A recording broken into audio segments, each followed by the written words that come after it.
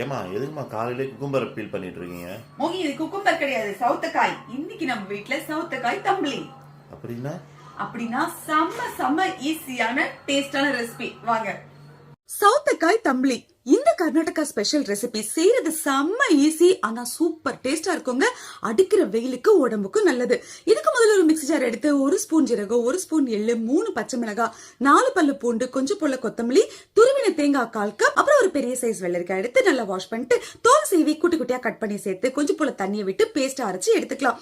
இப்போ ஒரு பாத்திரத்துல 1 கப் தயிரை விட்டு லைட்டா சிலுப்பிட்டு நம்ம அரைச்ச பேஸ்ட் இது கூட சேர்த்து தேவையான அளவுக்கு உப்பு தண்ணியும் விட்டு இன்னும் கொஞ்சம் நல்லாவே சிலுப்பி வச்சுக்கலாம். இப்போ ஒரு தாளிப்பு கரண்டியை வச்சு தேங்காய் எண்ணெய் ஊத்தி உளுத்த பருப்பு, ஒரு 1/2 ஸ்பூன் எள்ளு, காஞ்ச மிளகாய், கருவேப்பிலையை தாளிச்சு இதுல கொட்டினா சும்மா ஜம்மு ஜம்முன்னு வெள்ளரிக்காய் மோர் ரெடி. இப்ப சுட சுட சாதத்தை போட்டு இந்த வெள்ளரிக்காய் மோர் அள்ளி ஊத்தி சைட்ல தொட்டுக்கிறதுக்கு மாம்பழத்தையும் வச்சு எடுத்து சாப்பிட்டா வேற லெவல்ல இருக்குங்க. ட்ரை பண்ணி பாருங்க.